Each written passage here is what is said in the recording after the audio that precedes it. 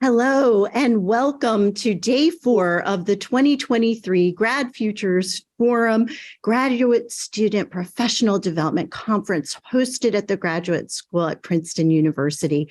My name is Eva Kubu and I'm the Associate Dean for Professional Development and Director of Grad Futures. We're delighted you could join us for the 4th year of this annual conference designed to support graduate students at Princeton and beyond.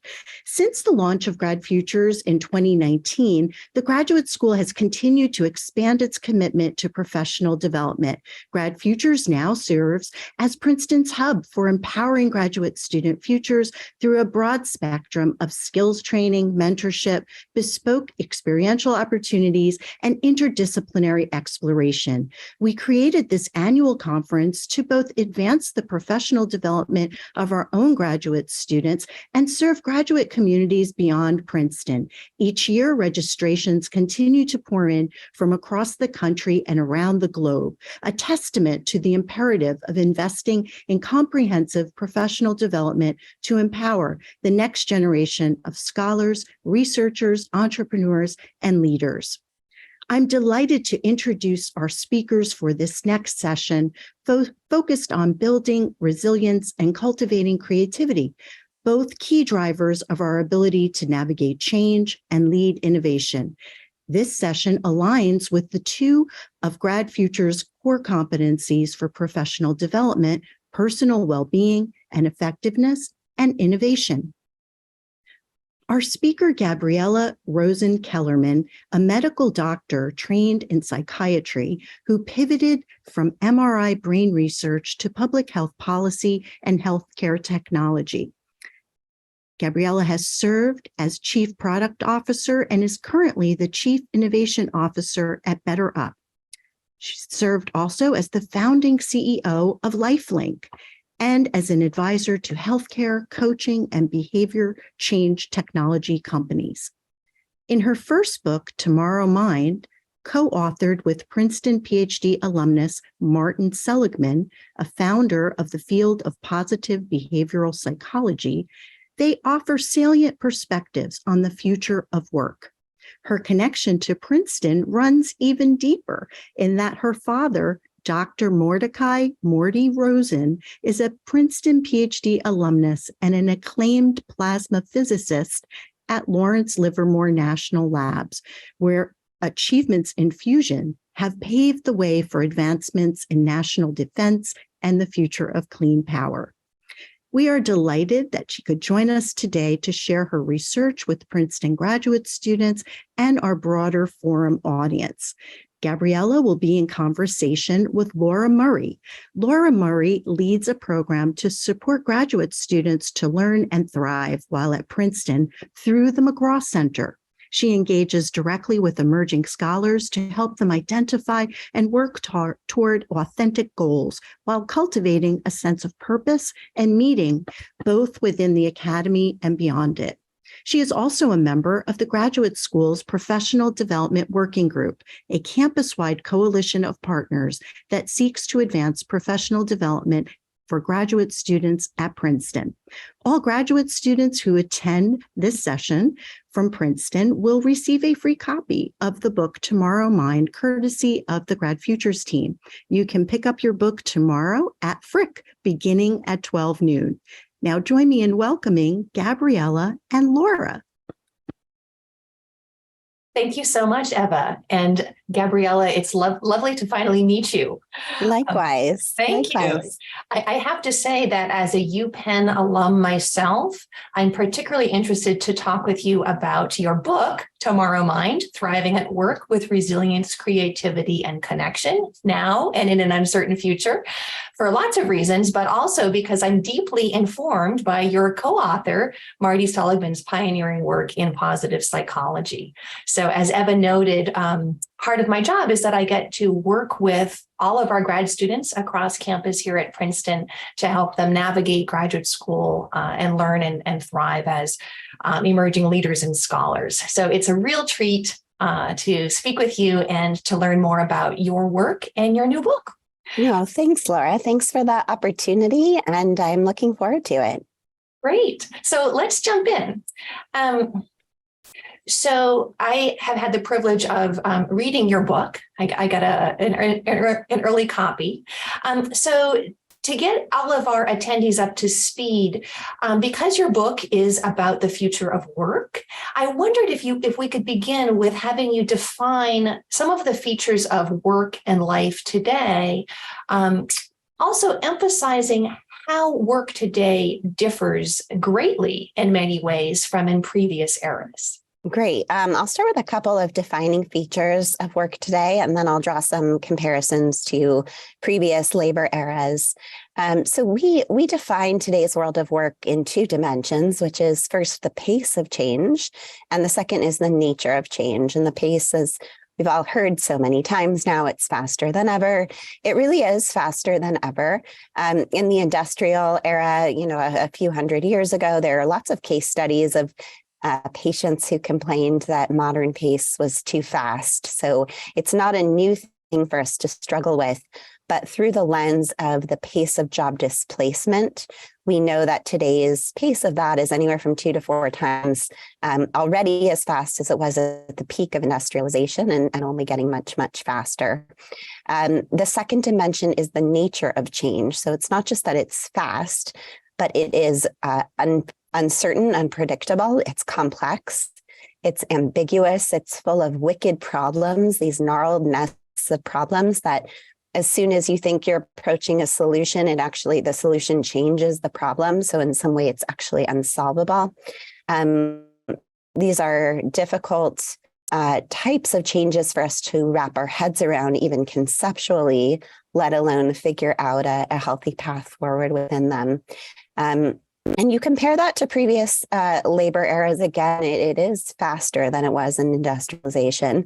But the world of work that we are, quote unquote, designed for, that we evolved within over millions of years, was hunting and gathering. So there was change, but change was either much, much slower, it was thoroughly glacial and imperceptible to an individual generation, or it was fast in the form of something probably dangerous, like an avalanche or a predator. And so we are wired to receive change with a kind of fight or flight limbic system response that's not well adapted to an environment where change is coming all the time, A, and B is not always a bad thing or a threatening thing. And there's always ways to work around it and find either a meaningful or an actually positive path forward through. At the same time, there are some beautiful resonances in today's world of work with the hunter-gatherer lifestyle. For example, creativity was a huge part of being a hunter-gatherer. We had to receive what nature was offering and be very creative about how to make use of it. And it's our native creativity that led us to A, dominate the planet, and B, work from hunting gathering into our first labor transformation, which was agriculture, and work in many ways got less creative until today, where we really see, because of the pace of automation, because of the novelty of the problems coming, that there is now, for many professions, a return call to everyone being a creative. Wonderful. Thank you. So you talked about early humans and our hunter-gatherer or forager past. And in the book, you and Seligman write about how, as foragers, we really evolved to be generalists. And that in today's world of work, there is a heightened focus on specialization in various contexts. But the conundrum is we still have our forager brains. So you use the term whitewater world of work today. And I wondered if you could describe what that is and maybe give us an example and how that might be a bit of a challenge to navigate that whitewater world of work with our often forager generalist brains. Yeah. So the whitewater coinage is from John Seely Brown, the former director of Xerox and founder of Research Park at Xerox, and his co-writer, Ann Pendleton Julian, who's an architect by training and a design theorist. And they contrast today's world of work with really just the last few generations of workers, going back maybe 100, 200 years, where in the industrial era, work was more like a steamship, and you had large groups of people who were just going on that same journey for years, decades at a time, and everyone had a very discrete job, and this overall massive operation is very hierarchical. It didn't often change course, right? Compared that to maybe our grandparents' parents' generation, a little bit more like a sailboat. There's some tacking, some shifting, but still at in the same water with a relatively known set of currents. And then today, they say it's whitewater, and not just whitewater, but that we're almost alone as kayakers in the whitewater versus even in a raft with a team. Because in some way, we are all facing a unique slice of this, where we are at the intersection of all kinds of global currents through our role, our industry, our function, our background, our life situation. And any one of those things can be spiking at any moment, and the currents can amplify or they can cancel each other out. And again, it's that volatility, it's that unpredictability, and having to be constantly positioned for change. Now, I will say, there is a return in a way to generalism, in the sense that there's this broad set of these meta skills, these deeply enduring human capabilities, which we focus on in the book, that we all need to have. And those will last us our career in the whitewater, versus the technical skills, which we still will need to gain, but they expire so quickly that actually where we want to be investing in terms of a long-term investment for our career is A, the meta skills, which afford us B, this agility to increase the pace of the learning. So how quickly can I pick up something new? How quickly can I see the signal that I need to acquire yet another coding language or another expertise in another software management system? Those things, it's the meta level, the metacognition around the pace of learning rather than the learning of the hard skill itself. And that is similar to, in a way, in an analogous way to the hunter-gatherer, where it wasn't a specialized world. So we believe, for example, that women did more of the hunting, more of the gathering, and men more of the hunting, but there was probably more fluidity than not. And as we were receiving kind of nature's bounty, if there was massive crop and bloom of berries, we were all going to gather those. If there was a huge kill that came back from the hunt, everyone had to partner to break that down and make use of it before it spoiled. So all of those things, we were agile in the moment. We were responding to what was coming at us. It wasn't as fast as today, but we needed that same generalist outlook to be able to jump in on the opportunity as it arose.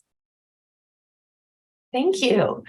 So you mentioned some of those meta skills, and in the book, if I'm remembering correctly, you write that the meta skills, one might think of them as what used to be called soft skills.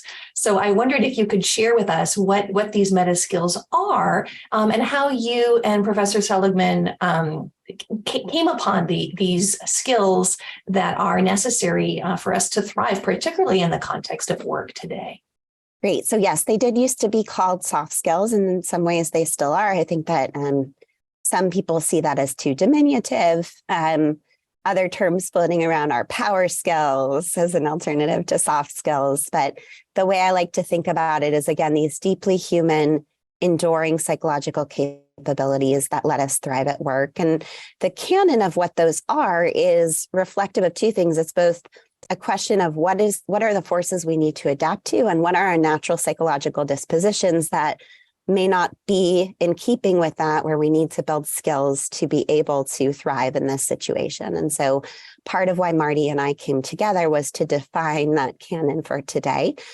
We've used data from hundreds of thousands of workers around the globe, in pretty much every time zone, continent, every industry for sure.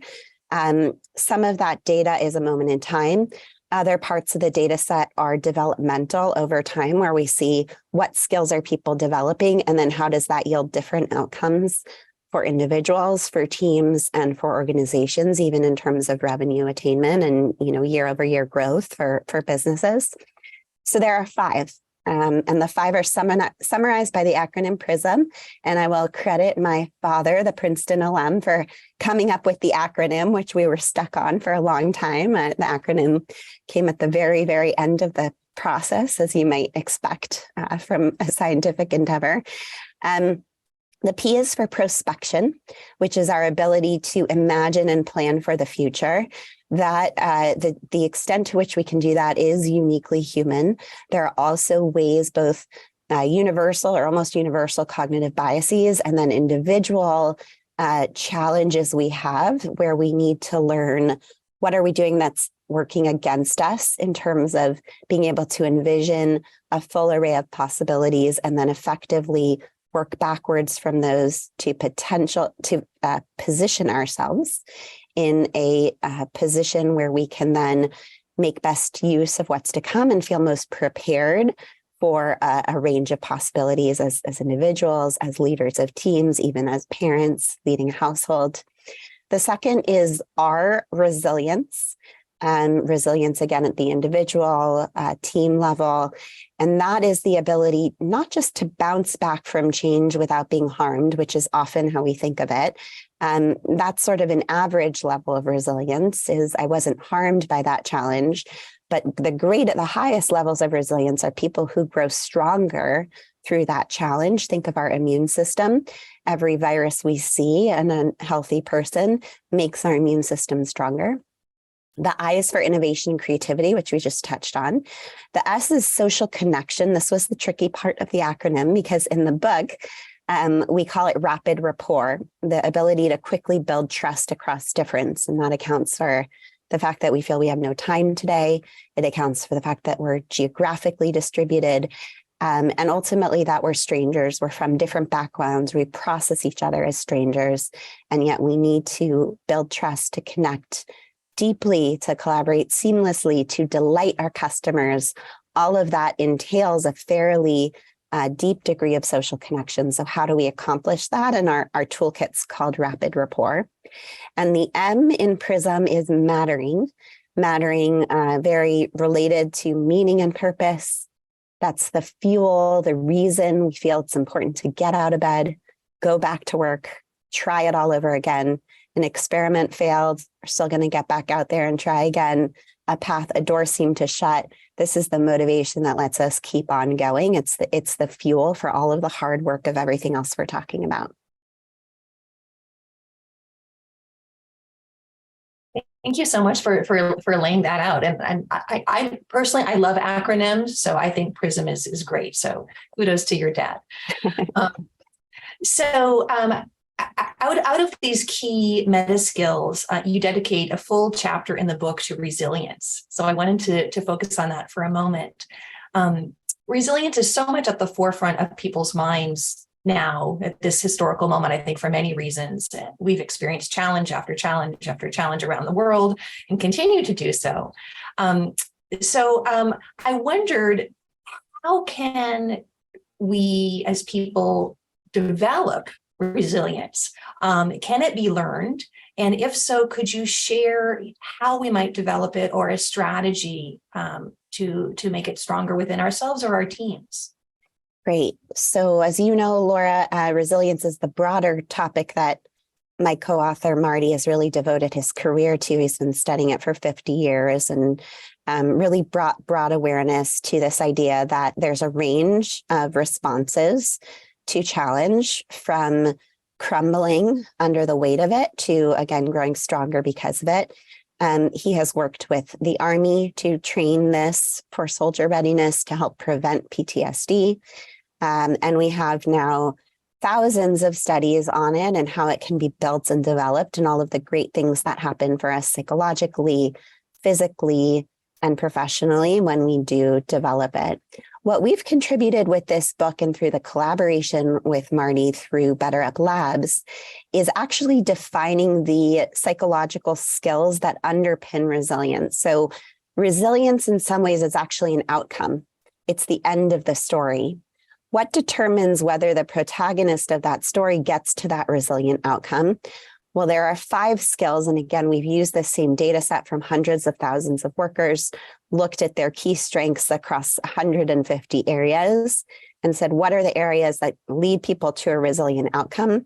Whether they start with them or they develop them over time, what are the most important drivers? And so I'll tell you what those 5 are. It's another 5, but there's no acronym for this one. Not yet, anyway. Those are emotional regulation, our ability to experience our emotions, but not be reactive because of them, to process them, and then respond from a more centered place once we've reappraised them. This is the core of a lot of cognitive behavioral therapy. A lot of the pieces of the most effective behavioral and psychological interventions come down at some level to emotional regulation. Second is cognitive agility, which is the ability to go back and forth between a forest level view of opportunities and a tree level focus on one area that we want to dig in on. Both the forest level and the tree level, those are important, but it's really the ability to go back and forth between them. So think again about that whitewater. We're rafting in the whitewater. How do you look ahead, look around, what's on the shore? How does the weather look? But then also be in the moment for that rock that you're about to hit right in front of you, or, the place your oar is getting stuck in the moment. Going back and forth between them is cognitive agility. The third one is optimism. Optimism is the tendency to have a positive hope for the future, a positive explanatory style. And it's realistic. So it's not fantasy. It's not about Tinkerbell coming in to solve other problems. It's a realistic vision for how things can turn out for the better. And it keeps us motivated. What happens with pessimism, aside from it being really bad for us psychologically and physically, is it's demotivating. We stop trying. And so it becomes a self-fulfilling prophecy. So emotional regulation, cognitive agility, optimism, self-compassion, which is the ability to express for ourselves this playbook of compassion that we are much better at expressing to others.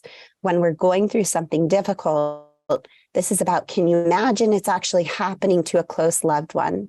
And how would you help that person? How would you help them make sense of it? How would you help them bounce back?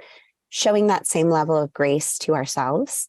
And the final one is self-efficacy, which is a generalized belief that we can accomplish what we set ourselves out to. It's kind of like self-confidence, but it's really about goal attainment. It's our ability to get something done when we decide we're going to work on it. And it doesn't have to be directed toward resilience. It could be even something like weight loss. I say I want to lose 10 pounds. If I see myself gradually do that, I develop confidence that I can accomplish my goals, and that feeds into resilience. So how do I now go back to your actual question, Laura? We have these 5 skills. All of them can be developed. They can be developed actually dramatically in just a few months' time of work. They do need to be continually curated. It's just like being in the gym. You need to keep up with it.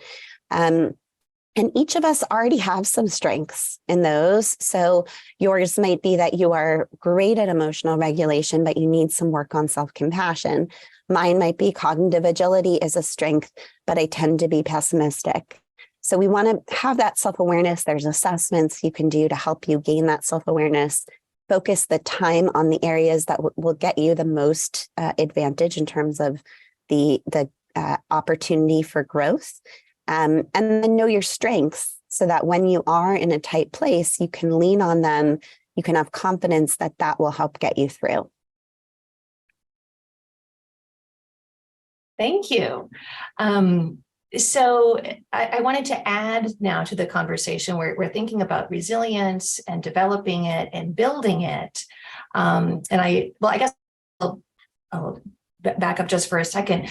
Could you give us 1 or 2 more specific examples of how to promote or cultivate one of these aspects of resilience? Like, for example, let's do self-compassion as an example. If I'm I like to think of myself as a good friend. And if a friend confides in me that they're having a hard time, I might go out of my way to try to listen to them and make them feel better. But, and I'm speaking from personal experience, I have a hard time doing that with myself. Yeah. So for me, I feel like, okay, emotional regulation, I'm pretty good at that. Self-compassion, I would really like to bolster those skills. So are there certain tools or strategies I could practice to do that? There are many, and I see you put in the chat, Kristen Neff, the originator of this research, really, and that kind of intellectual parent of this idea of self-compassion. Lots of papers and books can be read.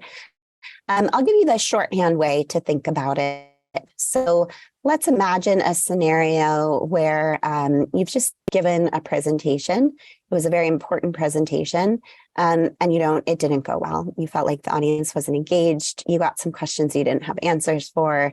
The people in the audience you most wanted to impress seemed to be tuning out and on their phones. And you maybe misstated a few things, didn't feel as eloquent and poised. And inside you that you're really a master of that content and just didn't come through.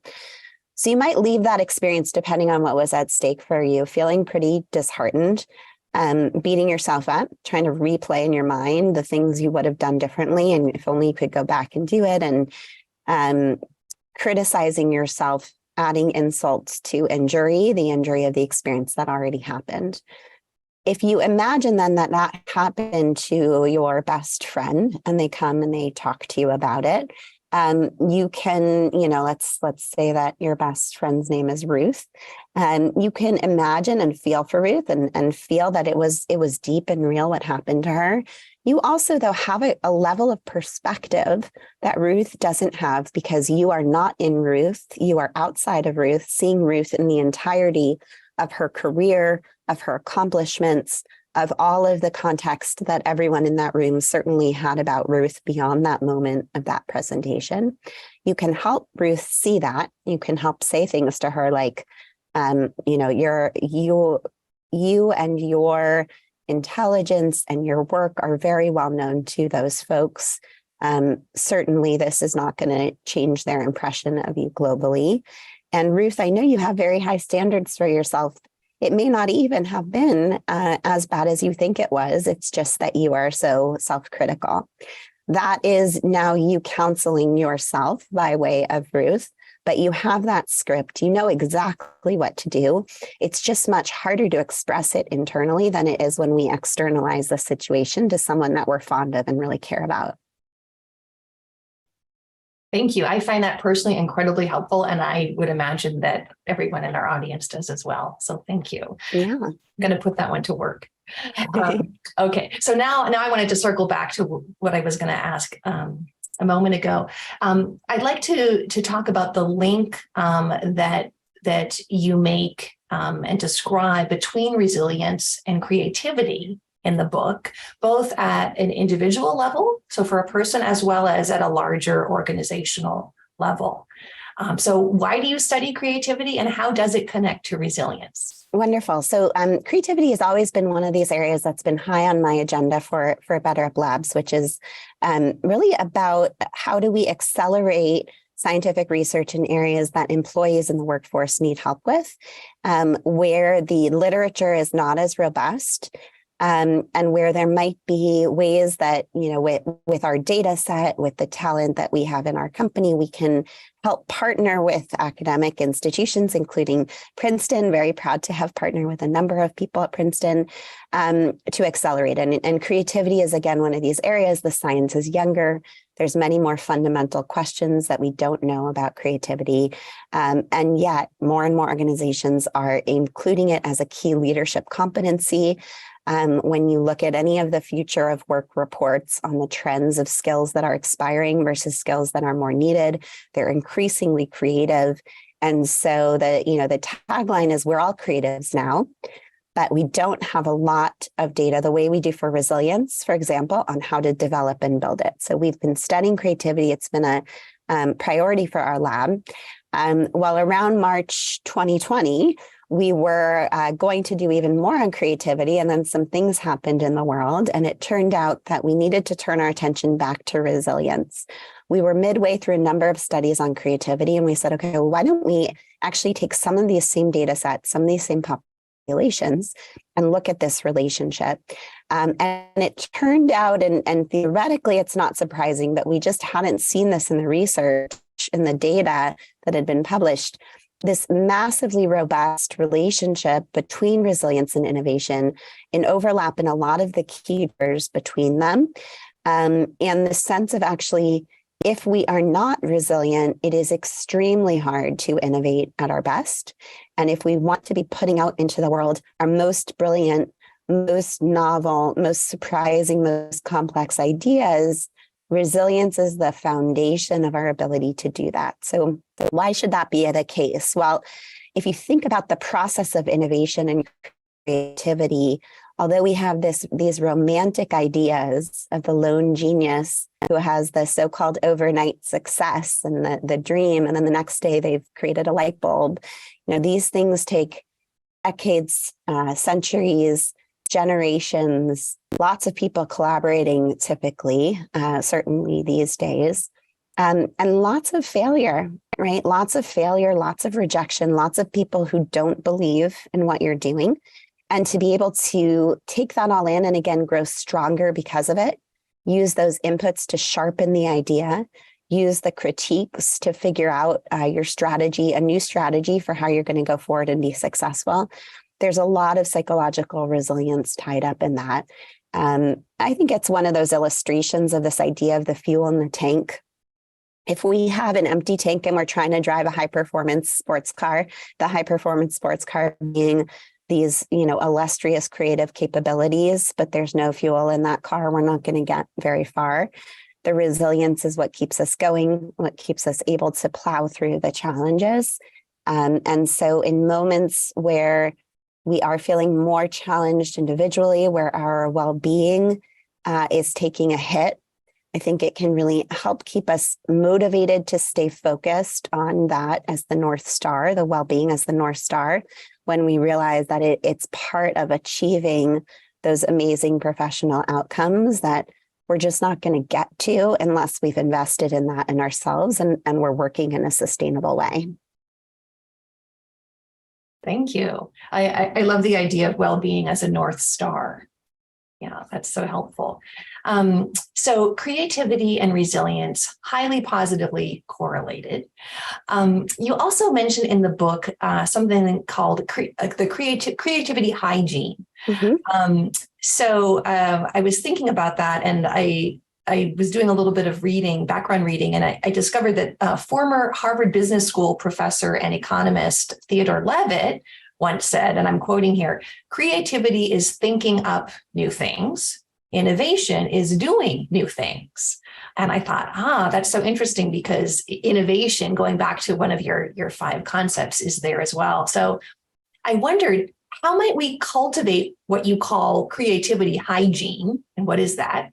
How might we cultivate it, as well as an innovation mindset, so that we actually get to do new things as individuals and team leaders? Yeah, that's great. I love that. And I love that distinction. So let me explain what creativity hygiene is and where it comes from. Many people have by now heard the term sleep hygiene.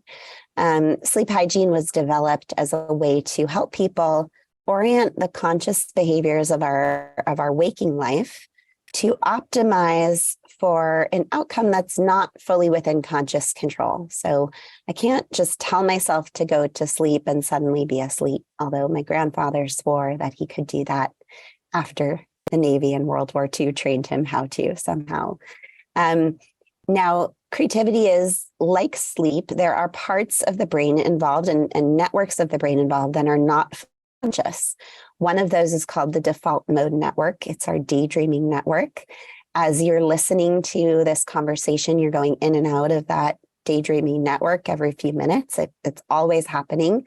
This is the part of our brain that we use when we're drifting off and quote unquote not doing anything else. And it's so important that it is what we just always drift back to, hence the default. The default mode network, we think, is where we spend a lot of time thinking about the future.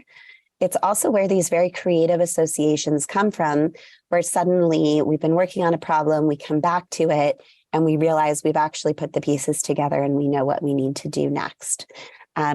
Similar to sleep, we can't just tell ourselves, like, do something creative in our default mode network. It just doesn't work that way.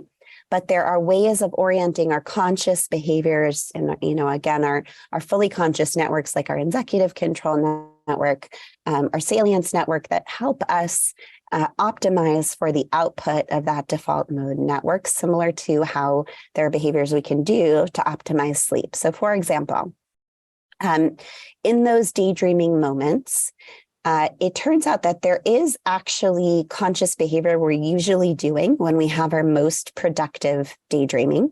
And while we can't control the daydreaming, we can control what we're doing consciously while we're daydreaming, so that the daydreaming network has just the right amount of attention to do its best work. And it turns out that that's just little enough. So when daydreaming, a lot of this work is out of UC Santa Barbara, an amazing lab there that's devoted to daydreaming. We don't want to just do nothing. So you don't want to just lie on the bed and stare up into the ceiling.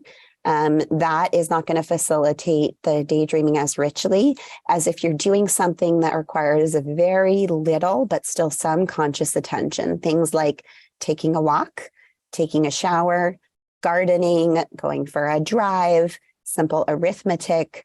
You see now why you can kind of get into the zone while you're doing those things, because it takes a little bit of the edge off of those conscious brain networks, almost kind of distracts them over here so that the daydreaming network can get into its full zone. And then at the other end of that are things like email, Slack, complicated tasks that are just way too much, and they shut off the default mode network. We just switch out of it completely. So this test, we call it the just little enough test. Part of creativity hygiene is what we call dialing and incubation. So in those moments of the daydreaming, you're doing the right things consciously to afford you the richest daydreaming experience. Wonderful. So you just explained why I feel like I often have my best and most creative thoughts in the shower. Yes. I thought it was because it was a tiny vacation from my kindergartner, but perhaps it's something else. Sorry, too much information. Not at all. All right. So we've talked about resilience and creativity. And I wanted to sort of find out a little bit about you and your path, because Sure. many of the attendees, I'm imagining, in our audience are current graduate students and or postdoctoral scholars and or alumni who might be thinking about changing paths. And so I know that you trained as a medical doctor in psychiatry, and now you've mentioned Better Up Labs a few times. So I wanted to ask you about a little bit about your path to get where you are now, and what have your roles been as, I believe, first Chief Innovation Officer and then Chief Product Officer at the company Better Up? Yeah, sure. Thanks. I'll give you the shorter version, but I'm happy to say more about any Sure. particular chapter. I knew from a young age that I wanted to help advance scientific progress in an important area, and eventually settled in on the brain and on population level well-being. And I went into medicine in order to do that. I actually thought for a little while about doing more of a PhD. I did history and philosophy of science undergrad. And I think there's a lot of interesting lessons to be learned from the ways we've thought about the brain over time and how that's shaped society for the better and the worse that, we could learn from today. So tried a lot of things. I also tried public health as a way to approach this. I always really enjoyed academia and science in academia. But as a clinician, I found that, for all kinds of very reasonable reasons, and in many cases of patient safety, and in other cases, things like insurance systems and the ways the sort of medical legal system has evolved, there's not as much population level innovation around well-being happening in fields like psychiatry as I would love to see. And so I began looking for other places to do that. I never thought I would end up in the for-profit sector, but what I found as I began exploring where innovation in health in general and in well-being in particular was percolating, a lot of it was happening at the time in the emerging digital health sector. And so this is a space where, like, at the time, a lot of really small, scrappy startups, little people who wanted to make a difference are coming together to think about what are highly scalable tools we can use to develop to help people. And a subset of those had people involved who are really all about science and accelerating science through this. And so was able to find a cohort of like-minded peers who were able to, kind of take me under their wing, teach me the ways of software and tech. And of course, there was a whole secondary education for me in business, which again was something I never imagined would happen. But what's been incredibly gratifying and has kept me in the space for the last 15 years is the ways that when all of these incentives line up, including business outcomes for the organization that's investing in the employee, including the scale and growth of the startup and their new technology and their ability to have greater impact. When all of those align with the scientific or social impact that you're trying to accomplish, you can move really, really quickly and get involved with a really wide range of disciplines, of experts. And that's been thrilling, that pace. And again, the ability to innovate in these areas has been really gratifying and honestly very surprising to me. But I'm so happy this sector exists, and it's much, much bigger today with many more opportunities, many more companies that are really devoted to the science. So I feel grateful and blessed that we have that as another avenue to accelerate all of this work.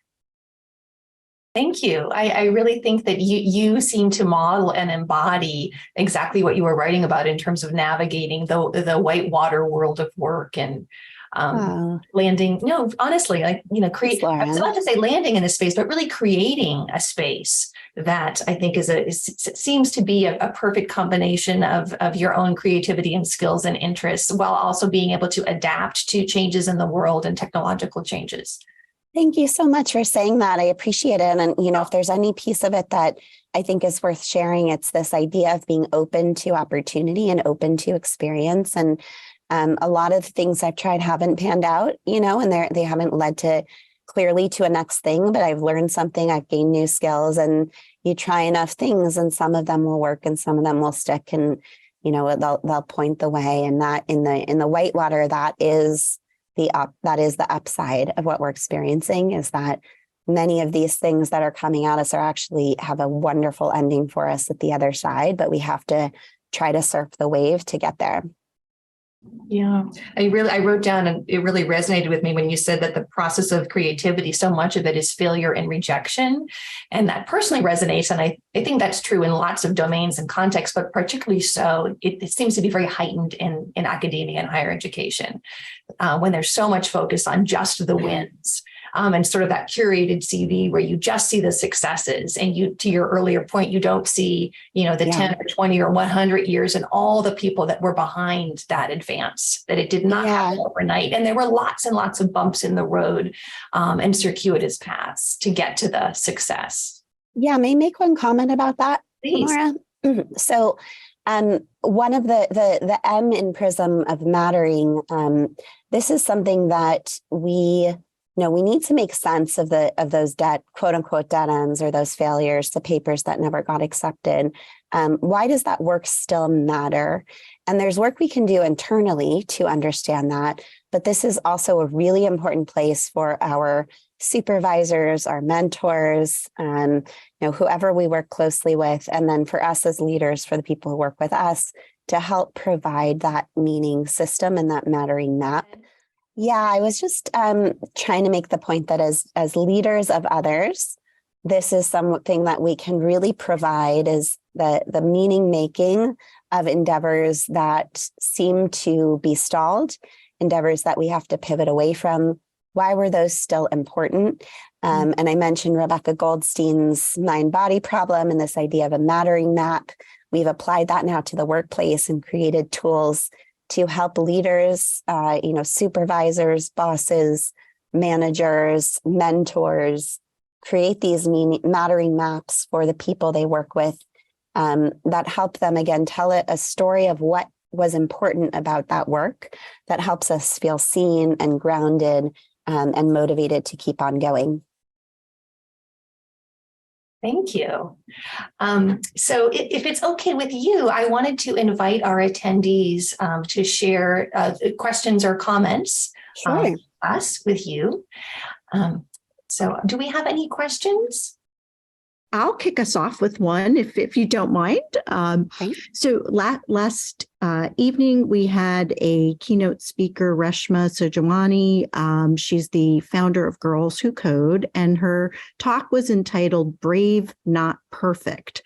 Can you speak a little bit to, the sort of challenge many of us face around perfectionism and its connection to really excellence in performance, and what what is that we're navigating in terms of experiencing sort of self-compassion and embracing failures around that dynamic? Yeah. So perfectionism is fragile. It makes us brittle, right? And the extreme form of resilience is anti-fragility. It's the ability to experience all the unpleasant things and grow stronger because of them. When we seek perfectionistically to not just attain the best, but we also become very focused with avoiding the negatives, we deprive ourselves of the ability to grow stronger because of those challenges. And we become more and more brittle as a result of it. I think that there's also a lot of resonances here with John Haidt's work, for example, the coddling of the American mind, and the extent to which the ugly things, the challenges that we face, especially in younger years and adolescence, in young adulthood, those are the things that create wisdom. Those are the things that help us develop an appetite, a capability for nuance and complexity. And that is what our world is actually full of. It's not black and white. It's really all gray. And trying to operate with an all or none mentality is going to set us up for, personal challenges. There's all kinds of physical health consequences of perfectionism, not to mention psychological and professional. And so I think I'm so glad she spoke about that. I was asked recently on a podcast something like, what's one lesson you wish you learned earlier in life? And that is, for me, that the perfect is the enemy of the good.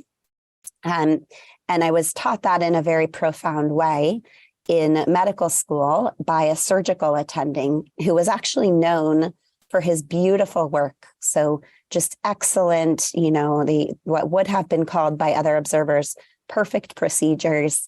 If you had to have an appendix out, this was the guy to take the appendix out. But you would sit in these long procedures and watch how he decided when to go back to something, how he decided when to revisit something, when something was done, when was it good enough. And he would always reinforce this idea of, okay, it's good. That's good. We're going to move on. If we mess with it again, it could undo what's good. So we call it good and we move on. And that's always stuck with me in so many parts of my life, that good is good enough. And in most cases, it's going to end up being better than perfect, because you can undo so much of the good in that striving for the perfect. Yeah, that is particularly resonant, I think, for graduate students. Laura, I think we have a few. Yes. I'll let you take it from here. Thank you for the perfectionism question, Eva, and thank you so much, Gabriella, for your response. I love that quote. I believe that's from Voltaire. Perfection is the enemy of the good. And so I often will talk to grad students about this idea of, the art of good enough, exactly to your point. And usually good enough is very good, if not excellent, but never perfect. I would argue there is no such thing as perfection. So yes, we have a couple of questions. The first one is, what advice would you give to grad students and early career PhDs in this moment? So at this historical moment. Yeah. So I think that one of the most powerful exercises that any good coach will talk people through to help them navigate important and potentially transitional moments in the career, in the sense that you're deciding what the next 10, 20 years of your career you might want them to look like. There's different kinds of values exercises. So gaining clarity on your values, on what matters most to you. But there's also this school of work to be done around the deathbed, and imagining yourself at the end of your life and looking back at what was happening in this phase for yourself, and the decisions and what was at stake, and how did you spend your time? How did you decide what to prioritize? How did you decide what was most important to you in your career versus outside of your career? And I find that these exercises are really grounding and giving us a wisdom on this moment. That's hard, especially when we're younger and earlier in our career, when we're in an environment that can become a little bit myopic. about the next step, that next milestone, right? And what really matters is not the next 6 or 18 months of our career. It's the next 40 and 50 years, and being able to look back on those and feel that we spent our time on this planet well and meaningfully and joyfully. And so the more you can connect with that, not only will it ground you in this moment, will it help calm you and get you into a more centered place, it'll also help you focus on the right things now, right? To really prioritize it. It's easy in this perfectionistic mindset to get focused on dotting the I's and crossing the T's and realize that we haven't even completed the paragraph, and at the end of the day, that like the paragraph matters much more than that one perfect sentence. So I think that there's a lot of metaphors, it's a lot of analogies and exercises, but it's all about staying grounded, keeping focused on what really matters, both in terms of our medium-term goals and in terms of that longest-term vision of the life well lived. I like that so much. I'm imagining yourself, at the end of your life. And that seems to be a wonderful example of prospection, right? Imagining, yourself 5, 10, 75 years in the future and then thinking back. Yeah. So it looks like we have maybe time for two more quick questions. We have one here. How did your clinical experiences as a psychiatrist and physician influence what you do today? Can you give us some examples? Yeah, absolutely. So I will first say that the training was very influential because, in medicine, you learn about the whole body. You learn about a lot of pieces of how we evolved to have the biology we have and the functions and the ways that healthy systems, how they're built with redundancies. There's a lot of important analogies for organizations, which have been surprisingly helpful. I think that there's a big part of medicine that is also about how do you listen to a patient and in a very short period of time understand the crux of the challenge and the crux of the problem. And that's generally a very useful life skill. And in the book in chapters 6 and 7, again, we talk about this idea of rapid rapport.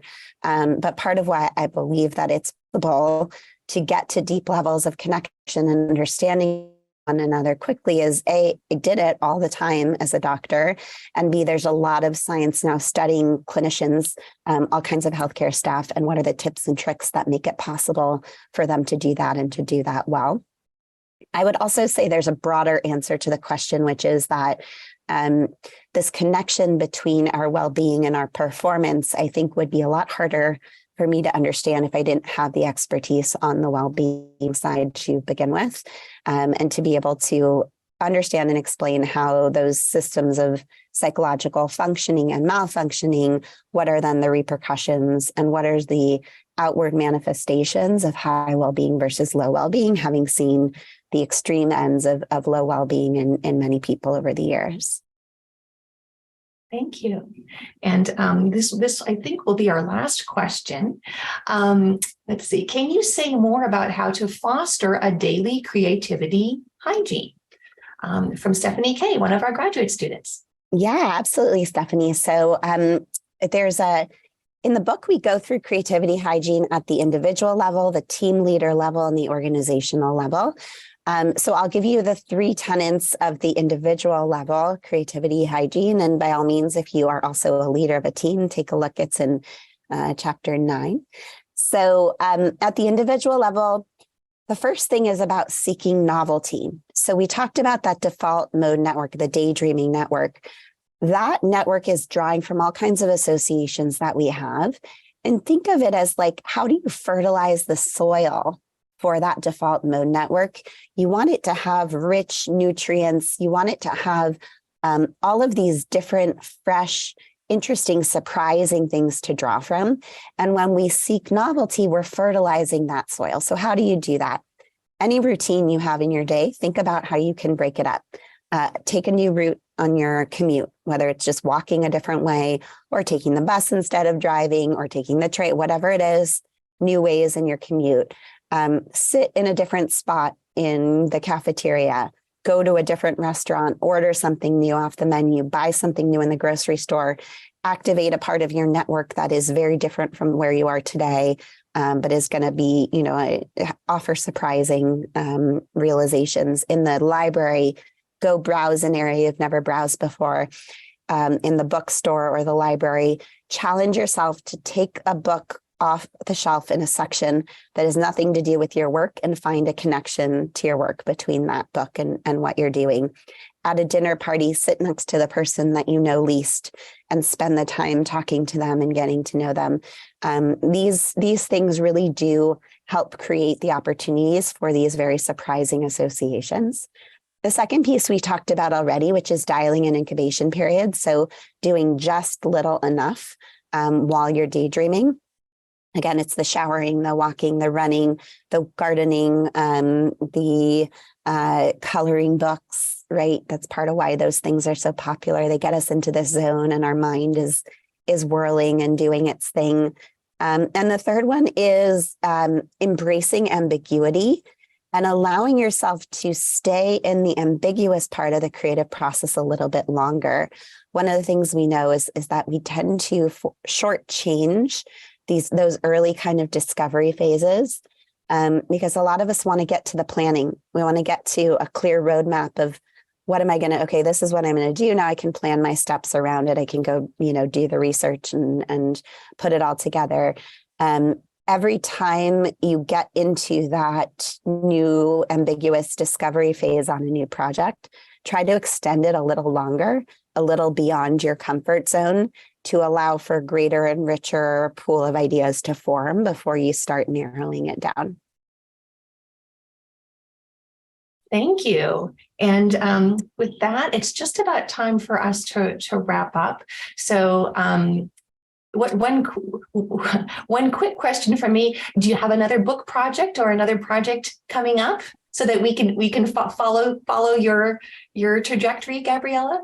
Thank you so much for asking. There are many projects in the works. We're doing a lot of work right now on conversations. We have some publications coming out soon around understanding how conversations work and what makes them great, and how do you get better at the art of conversation, which is increasingly an important question, and implications on the healthcare side, on the non-healthcare side.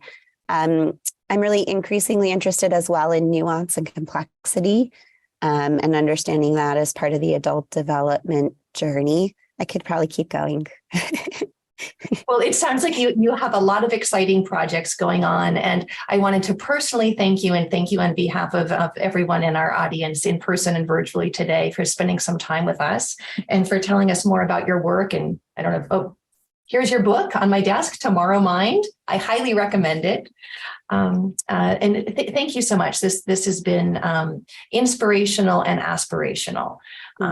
Thank you so much, Laura, for the conversation. I really enjoyed it. And I hope that the tools and the science and the message is helpful to all of you as you are navigating your careers, whatever phase you're in.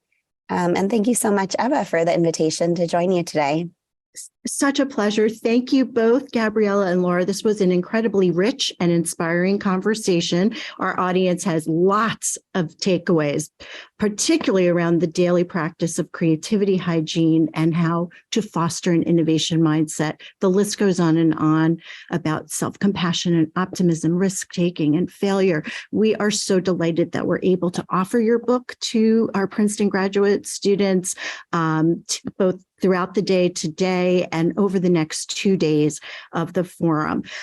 We are also particularly delighted that you were able to join us for the forum this year, and we hope to start a longer-term conversation with you and with Barton, and ways that we can bring you back to Princeton to share your research and your insights throughout our graduate student programming.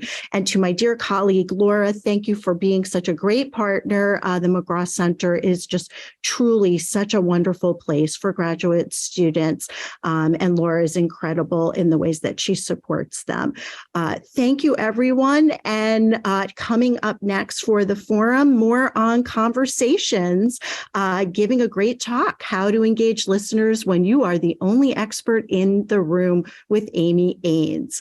Thank you all. We'll see you up at 12:30.